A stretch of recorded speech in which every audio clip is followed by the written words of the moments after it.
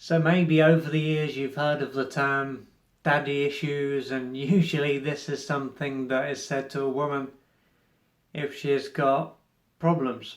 However, both men and women can have daddy issues, so to speak. And the way I see this is that we can all have father wounds. And to me, this is a more conscious way of looking at it instead of saying daddy issues, which can be a way to shame someone. To say father wounds, to me, is a lot more conscious, a conscious way of looking at it, and there's less shame, and it's not criticism in the same way as saying you've got daddy issues is. So one way to look at the role of the mother and the father would be to say that the mother is there to allow the child to develop a sense of unconditional love for themselves, to love themselves, and the father is there so that the child can develop a sense of belief in themselves.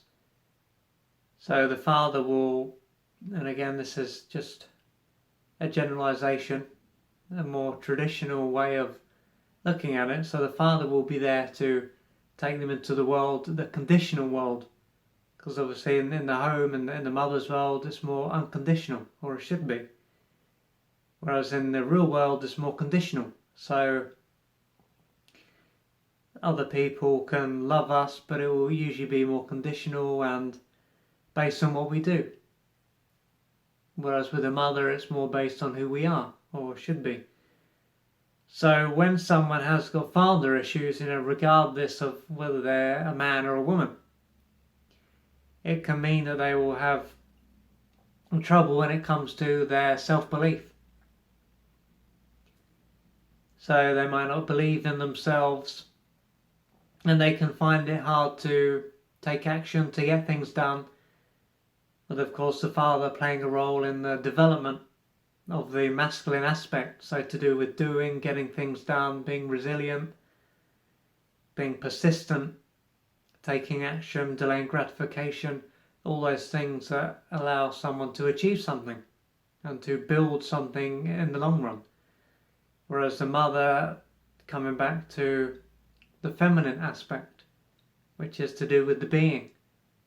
And of course when someone doesn't have the being aspect down, they can use the doing aspect to try to feel good about themselves and to feel as though they are worthy of life. But of course, unless the being aspect is there so someone knows that they are worthy and deserving of life and what life has to offer, it can be hard for them to truly embrace anything. And even when they achieve something, they're still going to have the sense of, I don't really deserve this. So they can basically be this human doing, this robot, because they don't have the sense of, I am worthy. And so instead of taking inspired action, so much of their life can be about taking action to try to prove to others, and mainly themselves, that they are worthy and deserving.